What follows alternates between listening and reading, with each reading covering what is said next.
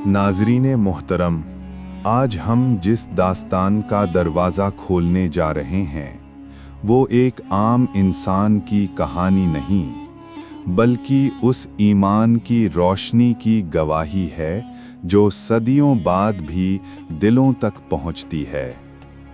दहे खामोशा नामी बस्ती, जो दरियाए फुरात के किनारे से कुछ फासले पर आबाद थी, दुनियावी शोर शराबे से बहुत दूर एक ऐसी जगह थी जहां मट्टी के घरों, खजूर और नीम के दरख्तों और सुबह की आज़ान की आवाज़ में एक अजीब सा सुकून छिपा होता था। इसी बस्ती के आखिरी किनारे पर एक छोटी सी झोंपड़ी थी, जिसकी टूटी छत से चांदनी भी अंदर आती थी और बारिश भी। ये झोंपड़ी इब्राहिम लकड़हारे का घर था। इब्राहिम 40 बरस का एक सीधा सादा, नर्म दिल, मेहनती इंसान था।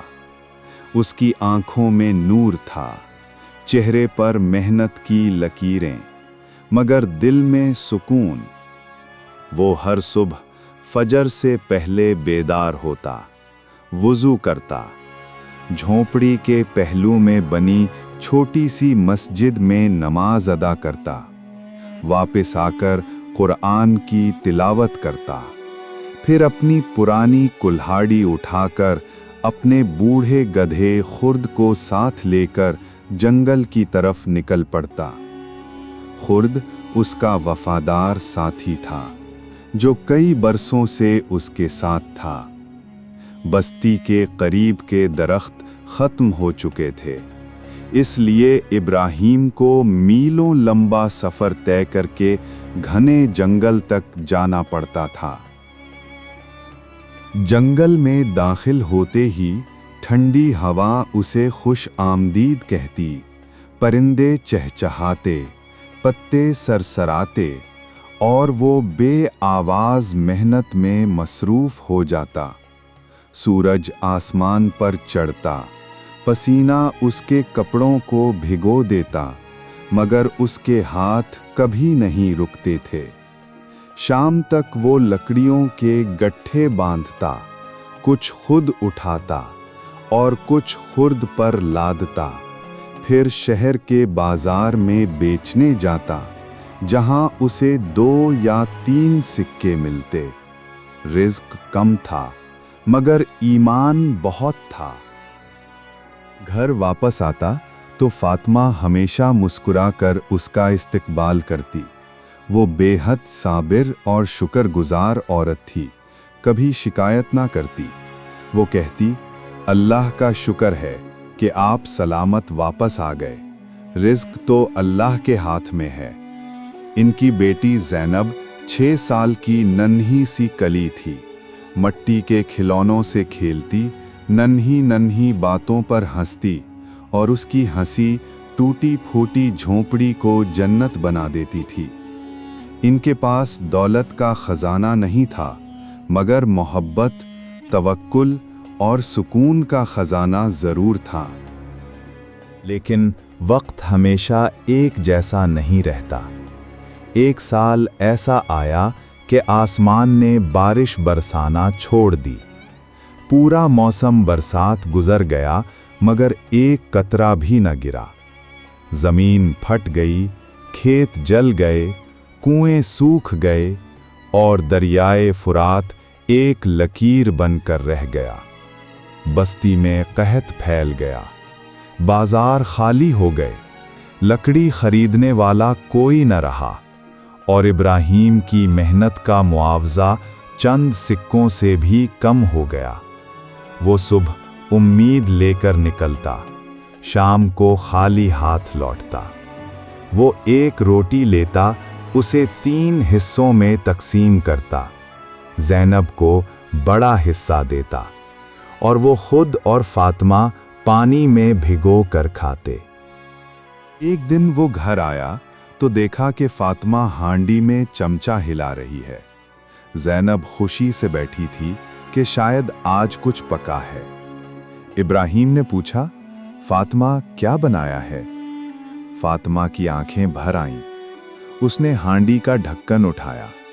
अंदर सिर्फ पानी उबल रहा था और चंद पत्थर। वो रोते हुए बोली, मैंने ज़ैनब को बहलाने के लिए पत्थर डाल दिए ताकि वो सोचे कुछ पक रहा है और सो जाए।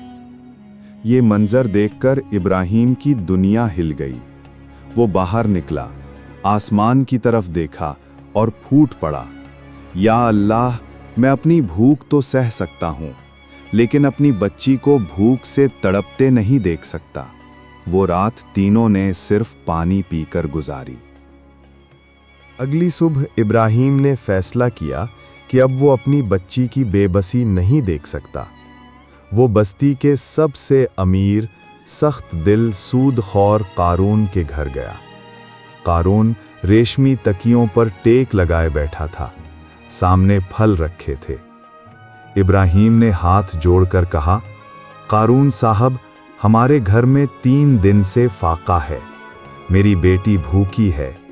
अल्लाह के नाम पर 1 मुट्ठी अनाज दे दें। कारून ने कहकहा लगाया, तुम कर्ज? तुम गिरवी क्या रखोगे? अपनी टूटी झोंपड़ी? ये कमजोर जिस्म? अगर कर्ज चाहिए तो अपनी कुल्हाड़ी गिरवी रख दो। कुल्हाड़ी गिरवी रखना यानी रोजगार खत्म करना। इब्राहिम टूटा हुआ वापस आया। घर पहुंचा तो ज़ैनब का बुखार मजीद बढ़ चुका था। फातिमा रो रही थी, पटियां रखती जाती थी। ये मंजर देखकर इब्राहिम का दिल चीर गया। वो कुल्हाड़ी उठाकर दीवानगी की हालत में निकल गया और उस समत गया जहां लोग कदम रखते हुए भी डरते थे। जंगले तारीक, जिन्नात, दरिंदे और खौफ की कहानियां इस जंगल से जुड़ी थीं, मगर बेटी की जान बचाने वाला बाप इन सब से बेनियाज हो चुका था। वो पूरा दिन लकड़ियां ढूंढता रहा। उसके हाथ लरज रहे थे, जिस्म भूख से कमजोर था, मगर इरादा मजबूत था। शाम होने लगी। अचानक आसमान पर काले बादल छा गए। बिजली कड़की और फिर मूसलाधार बारिश शुरू हो गई। इब्राहिम एक पुराने बरगद के नीचे भागा। जड़ों के दरमियान एक खो थी। जैसे ही वो अंदर गया, उसका पांव किसी सख्त चीज से टकराया। नीचे झुका तो देखा मट्टी में एक पुरानी कपड़े की पोटली दबी हुई थी। बारिश ने उस पर जमा मट्टी बहा दी थी। उसने पोटली उठाई, खोली और हैरत से साकित रह गया। पोटली अशरफियों से भरी हुई थी, सोने के चमकते सिक्के, इतनी दौलत कि 7 पुश्तें बैठकर खाएं। शैतान ने फौरन सरगोशी की, ये तुम्हारी दुआ का जवाब है। ले जाओ, बेटी का इलाज कराओ, नया घर बना लो, जिंदगी बदल लो। इब्राहिम पोटली उठाकर चलने ही लगा था कि अचानक उसे अपने बाप की आवाज सुनाई दी, बेटा, जो माल तुम्हारा नहीं वो तुम पर हराम है। वो बारिश में भीगते हुए जमीन पर बैठ गया और फूट फूट कर रोने लगा। या अल्लाह, मैं गरीब ज़रूर हूँ, लेकिन बेईमान नहीं। मैं हराम नहीं खाऊंगा। आंसू पोंछकर वो पोटली उठाए बस्ती की सराय की तरफ बढ़ा। वहाँ एक नूरानी चेहरे वाले बुजुर्ग बैठे रो रहे थे, हकीम अब्दुल्ला। वो कह रहे थे कि यतीमों और बेवाओं की अमानत, उनकी सारी कमाई कहीं रास्ते में गिर गई है। इब्राहिम आगे बढ़ा और आहिस्तगी से कहा, हकीम साहब, शायद ये आपकी अमानत है। हकीम ने पोटली खोली, निशान पहचाना और बच्चों की तरह रो पड़े। उन्होंने आधी अशरफियां देने की कोशिश की, मगर इब्राहिम ने इनकार कर दिया। आखिरकार हकीम ने कहा, फिर ये 2 सिक्के ले लो, ये इनाम नहीं, आज की उन लकड़ियों की कीमत है जो तुम न काट सके। इब्राहीम ने मजबूरी में वो ले लिए। हकीम अब्दुल्ला ने जब 2 सिक्के इब्राहीम के हाथ में रखे तो उनके चेहरे पर एक ऐसी मुस्कुराहट थी जिसमें शुक्र भी था, मोहब्बत भी और हैरत भी। वो इब्राहीम को अपने साथ लेकर उसकी झोंपड़ी की तरफ चल दिए। रास्ते में हकीम ने उसकी हालत देखी, तर कपड़े, कांपते हाथ, भूख से पीला चेहरा, मगर ईमान से रोशन आंखें। उन्होंने आसमान की तरफ देखकर आह भरी और कहा, ऐ रब, आज मैंने इंसानियत का वो चेहरा देखा जिसे देखने के लिए लोग उम्र भर तरसते हैं। घर पहुंचकर जब फातिमा ने एक सफ़ेद दाढ़ी वाले बुजुर्ग को दरवाजे पर देखा तो घबरा गई, मगर इब्राहीम ने कहा, फातिमा, ये हकीम साहब हैं, अल्लाह की तरफ से हमारे लिए रहमत बनकर आए। हकीम अंदर आए, ज़ैनब को देखा, उसके तपते माथे पर हाथ रखा और फौरन अपनी थैली से कुछ खुश्क जड़ी बूटियां निकाली। उन्होंने फातिमा को बताया कि इन जड़ी बूटियों को कैसे पकाना है, किस मिक़दार में पिलाना है और किस वक्त देना है। फिर वो ज़ैनब के पास बैठकर उसके सर पर हाथ फेरने लगे। ज़ैनब ने कमज़ोरी से आंखें खोलीं और धीमी आवाज़ में कहा, उम्मी, ये कौन है? हकीम ने मोहब्बत भरी मुस्कुराहट के साथ जवाब दिया, मैं वो हूँ जो तुम्हें दोबारा हंसता हुआ देखना चाहता है बेटी। 2 दिन बाद जैसे अल्लाह ने अपनी रहमत का दरवाज़ा खोल दिया हो, ज़ैनब की हालत बेहतर होने लगी। उसके चेहरे पर हल्की सी रौनक वापस आई। इब्राहीम जब उसे मुस्कुराता देखता तो उसकी आंखें भर आतीं। वो सजदे में जाकर अल्लाह का शुक्र करता, या रब, तूने मेरे सब्र को रायगां नहीं जाने दिया। इन दिनों हकीम अब्दुल्ला बस्ती में ही ठहरे रहे। वो इब्राहीम के घर आते जाते रहे और हर बार उसकी ईमानदारी देखकर उनका दिल और झुकता। एक दिन जब ज़ैनब मुकम्मल तौर पर ठीक हो गई तो हकीम ने इब्राहीम को करीब बुलाकर कहा, इब्राहीम, मैंने ज़माना देखा है, ऐसे लोग बहुत कम देखे हैं जो सोने की दीवार के सामने भी ईमान पर डटे रहें। तुम लकड़ियां काटने के लिए नहीं बने, तुम इस बस्ती के दिलों को जोड़ने के लिए बने हो। ये कहकर उन्होंने अपनी थैली से एक कागज़ निकाला। ये शहर के बाजार में लकड़ी की आढ़त की मिल्कियत है, मैंने तुम्हारे नाम खरीद ली है, कल से ये तुम्हारी है। इब्राहीम की आंखें हैरत से फैल गईं। हकीम साहब, ये कैसे मुमकिन है? मैं तो। हकीम ने उसकी बात दरमियान में ही रोक दी। जो माल तुमने वापस किया था वो यतीमों की अमानत थी, लेकिन ये तुम्हारी ईमानदारी का सिला है। इसे इनकार करना नाइंसाफ़ी है, ना मेरे साथ ना अपने रब के साथ। अगले दिन जब इब्राहीम बस्ती के लोगों के साथ शहर पहुंचा तो सब हैरान थे।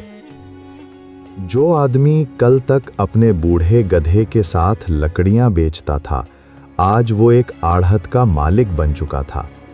मगर इब्राहीम के अंदाज में जर्रा बराबर भी गुरूर ना था। उसने पहले ही दिन अपनी आढ़त के बाहर 2 बातें लिखी थीं। रिज़्क अल्लाह की अमानत है और अमानत में बेईमानी सबसे बड़ा गुनाह है। वक्त गुजरता गया, इब्राहीम की आढ़त चल निकली। हर रोज वो कई मजदूरों को काम देता। दोपहर में सबको खाना खिलाता, शाम को जो कुछ बचता उसे फकीरों में बांट देता। उसके रिज़्क में ऐसी बरकत आई कि लोग कहते थे, अल्लाह जब किसी पर मेहरबान होता है तो उसका हाथ यूं भरता है कि इंसान खुद हैरान रह जाता है। कारून, वही कारून जो उसे कुल्हाड़ी गिरवी रखने का ताना देता था, एक दिन आढ़त के दरवाजे पर खड़ा था। इब्राहीम ने देखा तो मुस्कुराकर आगे बढ़ा, आइए कारून साहब, बैठिए। قارون کے پاس الفاظ ہی نہیں تھے۔ چند لمحے خاموش کھڑا رہا، پھر دھیمی آواز میں بولا، ابراہیم، مجھے معاف کر دو، میں نے تمہیں حقیر سمجھا، تمہارے نصیب پر ہنسا، مگر آج میں سیکھ گیا ہوں کہ عزت اللہ دیتا ہے اور ذلت بھی وہی دیتا ہے۔ ابراہیم نے فوراً کہا، قارون صاحب، دل صاف ہونا چاہیے، زبان کی غلطیوں سے اللہ بھی درگزر کرتا ہے، ہم بھی کرتے ہیں۔ قارون کی آنکھیں نم ہو گئیں، وہ بغیر کچھ کہے لوٹ گیا، اور اس دن کے بعد لوگوں نے اسے پہلے جیسا کبھی نہ دیکھا۔ ابراہیم کو تو اب خوشحال زندگی مل گئی تھی، مگر اس نے اپنی پرانی جھونپڑی گرائی نہیں۔ وہ کہتا تھا، یہ میرے ماضی کی گواہ ہے، میں اسے کبھی نہیں توڑوں گا، تاکہ مجھے ہمیشہ یاد رہے کہ میں کہاں سے اٹھا تھا۔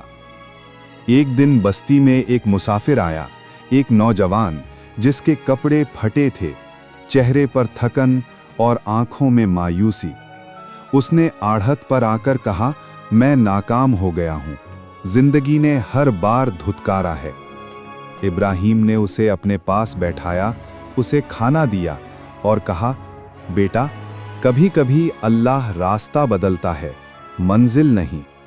تم ٹھہرو یہاں کچھ دن، کام کرو، سیکھو، پھر دیکھو کیسے حالات بدلتے ہیں۔ نوجوان نے اس کی بات پر عمل کیا، آڑھت میں کام کیا، سچائی سیکھی، محنت سیکھی، اور چند سال بعد وہ بستی کے کامیاب تاجروں میں شمار ہونے لگا۔ وہ جب بھی ابراہیم کو دیکھتا تو اس کے ہاتھ چوم لیتا، آپ نے مجھے زندگی دی ہے۔ وقت گزرا، بستی بڑھی، لوگ بدلے، مگر ابراہیم کا دل ویسا ہی رہا۔ بڑھاپے میں جب وہ بیٹھ کر اپنے پوتے پوتیوں کو کہانیاں سناتا تو کہتا، بچوں، ہمیشہ 3 باتیں یاد رکھنا: اللہ پر بھروسہ، والدین کی عزت اور امانت میں خیانت کبھی نہ کرنا۔ جب اس نے آخری سانس لی تو پورا علاقہ غم میں ڈوب گیا۔ اس کے جنازے میں اتنے لوگ شامل ہوئے کہ راستے بھر گئے۔ اس کی قبر پر آج بھی لوگ چراغ جلاتے ہیں، دعا کرتے ہیں، اور سب سے بڑی بات، آج بھی جب کسی بستی میں کوئی سچائی اور ایمان کی مثال دینا چاہتا ہے تو کہتا ہے، ابراہیم لکڑہارے جیسا بنو، جو سونے کی پوٹلی دیکھ کر بھی ایمان نہ چھوڑے۔ ناظرین محترم، اگر آج کی سچی کہانی نے آپ کے دل کو چھوا ہو، آپ کو کچھ سوچنے، سمجھنے اور سیکھنے پر مجبور کیا ہو، تو براہ کرم اس ویڈیو کو اپنے دوستوں، رشتہ داروں اور ان سب لوگوں تک ضرور پہنچائیں جو ایسی سبق آموز باتیں سن کر فائدہ اٹھا سکتے ہیں۔ اور ہاں، آپ کو یہ کہانی کیسی لگی؟ اپنی قیمتی رائے نیچے کمنٹس میں ضرور لکھیے گا۔ آپ کی ایک ایک رائے ہمارے لیے بہت اہم ہے۔ مزید ایسی ہی دل کو چھو لینے والی، سچی، سبق آموز اور ایمان تازہ کرنے والی کہانیوں کے لیے ہمارے چینل سچی کہانیاں کو لازمی سبسکرائب کر لیجئے گا، تاکہ ہر نئی کہانی سب سے پہلے آپ تک پہنچے۔ آپ کی محبت، آپ کی دعا اور آپ کی موجودگی ہی اس سفر کو کامیاب بناتی ہے۔ اللہ آپ سب کا حامی و ناصر ہو۔